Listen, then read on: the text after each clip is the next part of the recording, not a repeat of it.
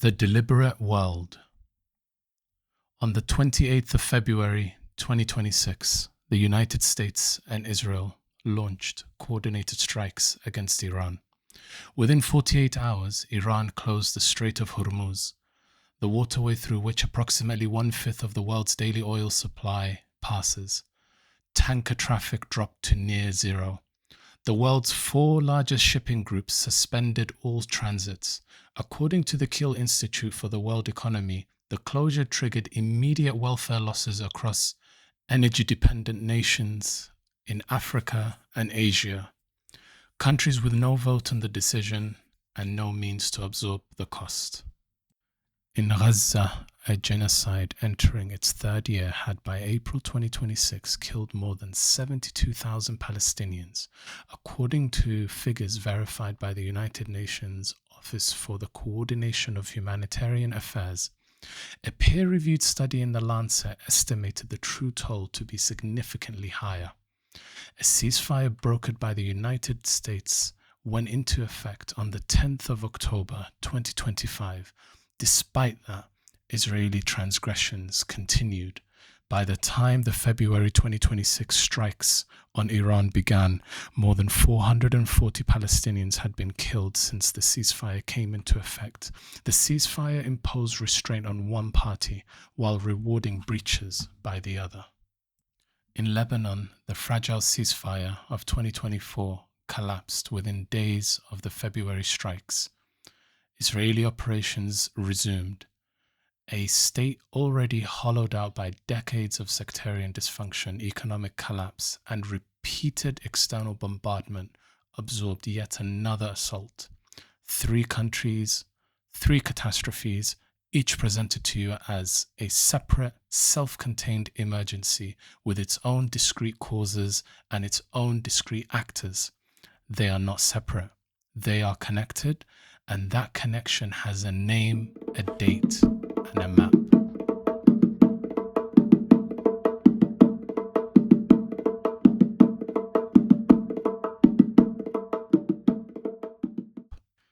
In the last episode, we established that the disorder you are witnessing is not accidental, that the noise is generated, that the stories which matter are buried not by chance but by design.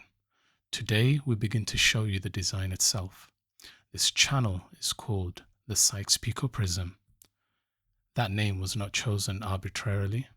The Sykes-Picot Agreement of 1916, an agreement made 110 years ago, is in the conventional narrative a footnote, a wartime administrative arrangement between 2 exhausted empires dividing the territories of a soon-to-be defeated Ottoman state. Clumsy perhaps, short-sighted possibly, but fundamentally a pragmatic exercise in imperial bookkeeping, the kind of thing great powers have always done, with no particular malice and no particular plan. None of that is true. That narrative is false, not partially false, not misleading by omission. It is categorically false. The borders drawn in 1916 were not the careless byproduct of convenience. They were not the work of 2 men acting alone on an afternoon in London.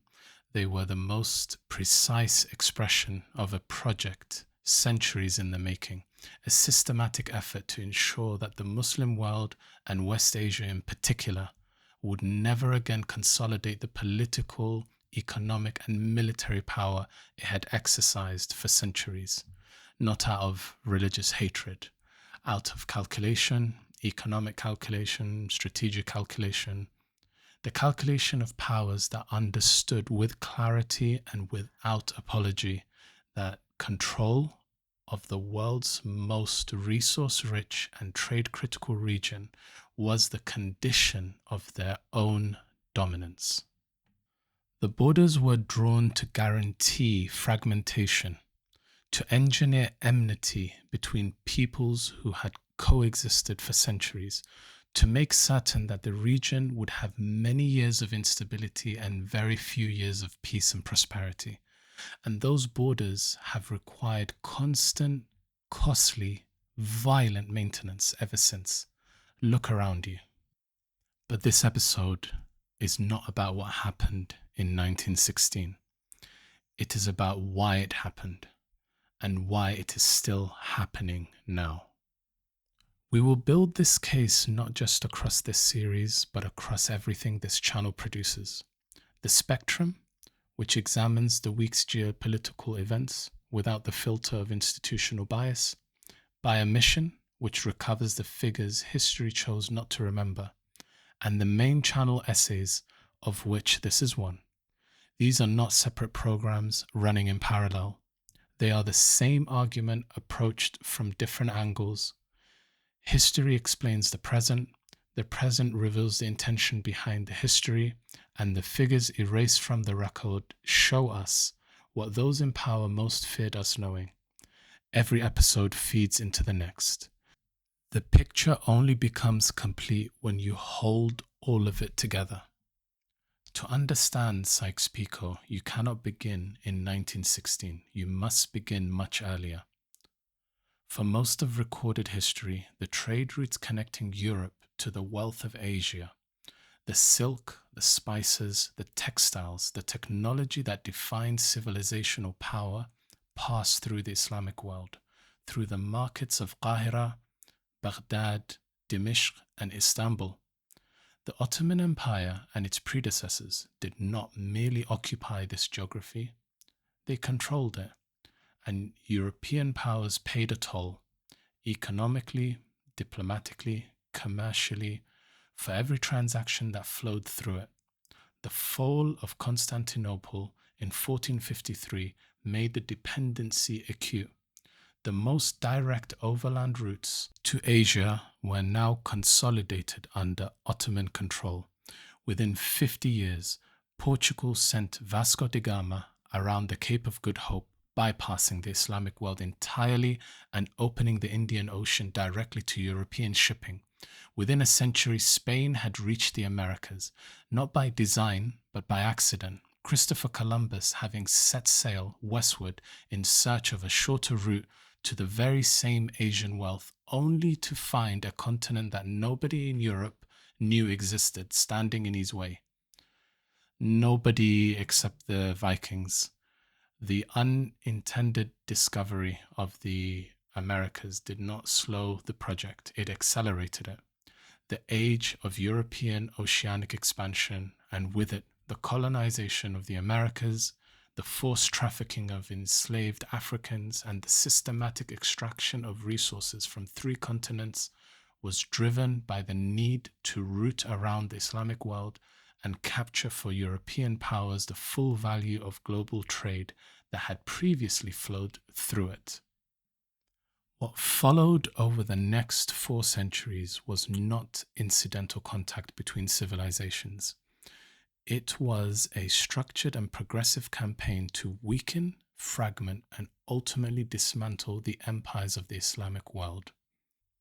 Not out of religious hatred for the most part, maybe some, but mostly out of economic and strategic necessity. The Islamic world did not simply sit along European trade routes. It was the trade, and any power that sought to dominate global commerce had first to neutralize, divide, or absorb it. In future episodes, we will trace this campaign in detail through the Napoleonic invasion of Egypt in 1798, the systematic weakening of the Ottoman state across the 19th century, the carving of the African continent at the Berlin Conference of 1884, and the series of agreements, betrayals, and imposed constitutions through which Western powers rewrote the political map of the entire global South, the fragmentation caused by Sykes-Picot, and the century of external interventions required to sustain it, was not absorbed into the post-Second World War global order by accident. As we examined in our first episode, what the American-led order inherited after 1945 was not a new system. It was the same project, rebranded, restructured, and given the institutional legitimacy of the United Nations, the IMF, and the World Bank to enforce it. The Sykes-Picot Agreement of 1916 was not the beginning of that project. It was the most precise and consequential expression. The moment at which the tools of fragmentation were encoded into the legal and cartographic architecture of the modern state system. For over 1,000 years, the region stretching from the Mediterranean coast to the borders of Mesopotamia had been known to its people as Bilad al-Sham, a single cultural, economic, and administrative unit encompassing what is now Syria, Lebanon, Jordan, and Palestine. One region, one history, one coherent civilizational space. What the French and the British mandatory powers did after 1916 was to take that single region and break it into fragments, each named and bordered according to a deliberate, meticulous, and calculated design, engineered for maximum fragmentation and constructed with enough internal contradiction to ensure that no organic unity could reassert itself within any foreseeable time frame. Lebanon was named after a mountain range and its borders drawn specifically to manufacture a Christian majority enclave, enlarged just enough to be economically viable, but laced with enough sectarian division to ensure it could never be stably governed. Jordan was named after a river and conjured into existence as a consolation prize for the Hashemite cooperation, a state with no pre-existing national identity and no organic reason to exist within those boundaries, and the name Palestine dormant in any official administrative sense for roughly 1,300 years was resurrected by the British when it became strategically useful. One region, 4 fragments, each designed to be too small to be powerful, too divided to be united, and too internally conflicted to govern itself without external management.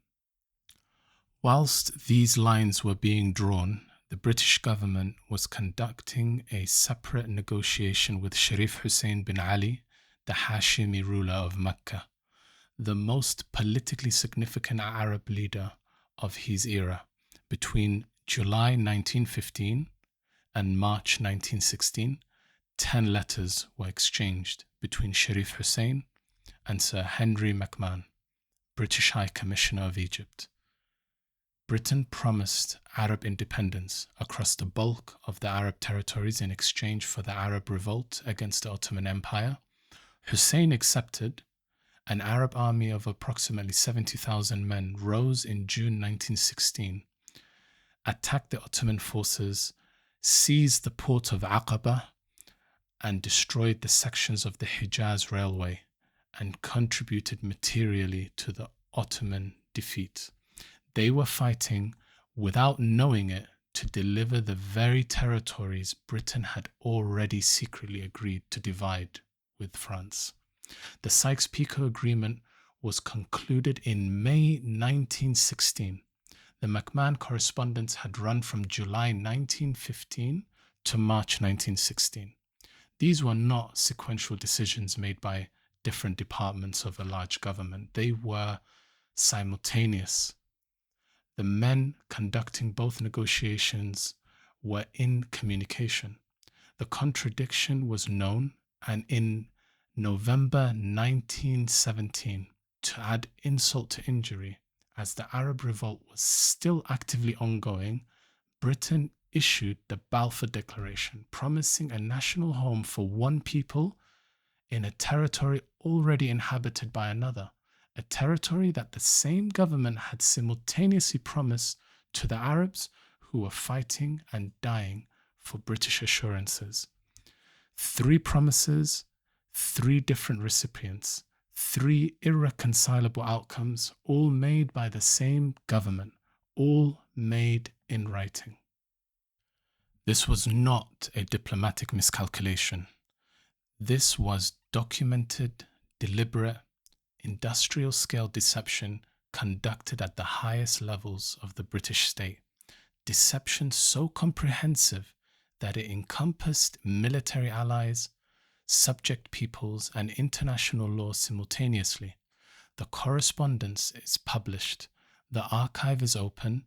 The International Foreign Office memoranda acknowledged the contradiction explicitly, and yet the machinery of orthodox history has spent a century performing the same dishonest act, presenting what the documents prove was premeditated betrayal as a regrettable misunderstanding between parties acting in good faith. They were not acting in good faith. The paper trail makes that impossible to maintain. The record does not permit that conclusion, and silence in the face of a documented lie is not neutrality, it is complicity.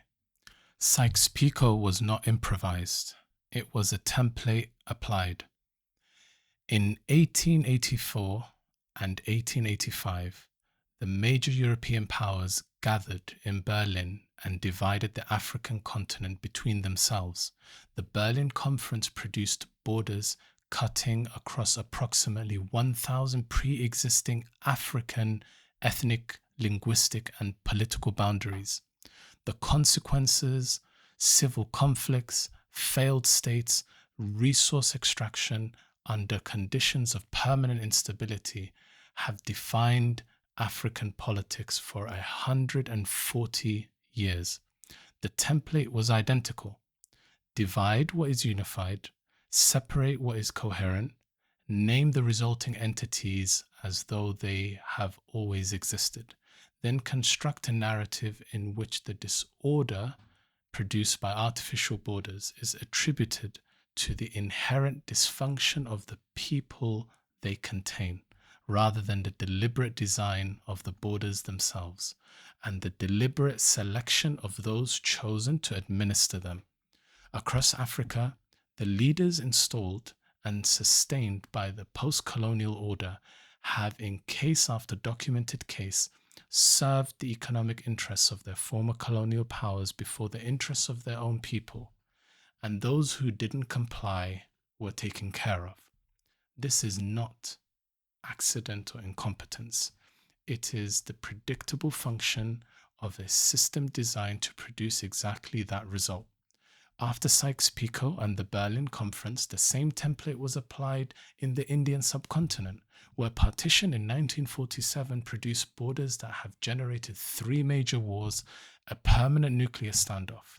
In Korea, divided at the 38th parallel by American and Soviet negotiators who had never even visited the peninsula, across Southeast Asia, across the Pacific, across every territory where the retreat of European colonialism created the opportunity to install structural conditions for managed dependency. This is not a theory, it's a pattern, documented, repeated, consistent across actors, centuries, and continents. Return now to where we began. The war in Iran, the closure of the Strait of Hormuz, the genocide in Gaza, the destruction of Lebanon. None of these events are comprehensible in isolation. Each of them is the latest chapter of a story that did not begin with 2 men in a London office. It began with the deliberate dismantling of a civilizational order that had controlled the arteries of world trade for centuries. The promise of an autonomous Kurdistan written into the 1920 Treaty of Sèvres and then erased entirely from the 1923 Treaty of Lausanne left the Kurdish people divided across 4 separate states with no legal recognition and no recourse. The political engineering behind Iraq and the consequences that followed deserves several episodes of their own. The sectarian architecture of Lebanon, making it structurally ungovernable since its creation, is a consequence of those borders. The genocide in Gaza, a territory so precisely bounded and controlled that the United Nations has described it as one of the most densely populated and restricted territories on Earth, is a consequence of the same cartographic logic. The Iranian Revolution of 1979, the Iraq-Iran conflict of the 1980s, the First and Second Gulf Wars, the global war of terror declared in 2001, the Syrian civil war, the systematic war against Sudan and Yemen. Follow any of these threads back far enough and you arrive at the same map, the same lines. And consider what it takes to maintain an unnatural order. The United States currently operates military installations across more than 10 countries in West Asia and the surrounding region. Al Udeid Air Base in Qatar serves as the forward headquarters of the US Central Command, the nerve center coordinating American military operations across the entire region. The US Navy's Fifth Fleet operates out of Bahrain, controlling the Persian Gulf and the Arabian Sea. Camp Arifjan in Kuwait serves as the forward headquarters of UN Army Central. At Dafra Air Base in UAE conducts surveillance and strike operations across the region. Bases in Jordan, Iraq, Syria host American forces. American Navy assets patrol the Strait of Hormuz, the Red Sea, and the Eastern Mediterranean simultaneously. This is not a temporary deployment. This is the infrastructure that has been built, expanded, and maintained across decades and across administrations of every political stripe. Every intervention, every sanction, every sponsored opposition movement, every no-fly zone, every arms embargo selectively applied, and every arms sale selectively made.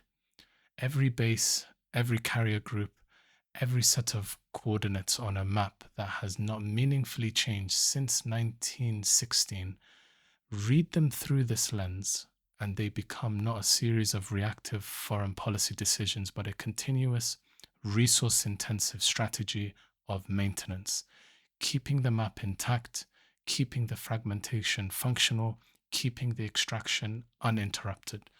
The borders have required maintenance from the very first day they were drawn. They require it still today. That is not stability. That is the cost of imposing an unnatural order on people who never consented to it and who have been paying the price in blood, in poverty, in displacement ever since.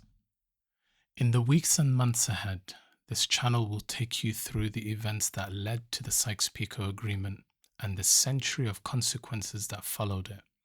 The Balfour Declaration of November 1917 and what it actually promised and to whom, the forced displacement of the Palestinian people in 1948, the successive episodes of destruction in Iraq, in Syria, in Lebanon, the siege of Mecca in 1979, the Iranian Revolution and what it represented as a challenge to the established order, the Afghan resistance against Soviet occupation and who funded it and why, the Iran-Iraq conflict and the arms that fed it from both sides, the Gulf conflicts, the global campaign of terror, an unbroken line of consequences stretching across a century. We will tell these stories from the perspectives of those who live them, the people of West Asia, of Africa, the global south, whose account of these events has been systematically excluded from the institutions that claim to record the past. For billions of people across the world, this is not a new perspective. It is their history. It is their parents' history. It is the explanation for their present. For many in our audience, it will be the first time this account has been presented with the rigor and the directness it deserves. That gap between what billions know and what the mainstream narrative acknowledges is precisely what this channel exists to close. The system was not built by two men on an afternoon. It was built across centuries of coordinated calculation, encoded into borders, enforced by institutions, and maintained by force. Understanding that is not the end of the analysis. It is the beginning of it. The story goes deeper and older than 1916. Join us next week as we continue to pull on the thread. This has been the Sykes-Picot Prism. There is no freedom without knowledge. Stay curious.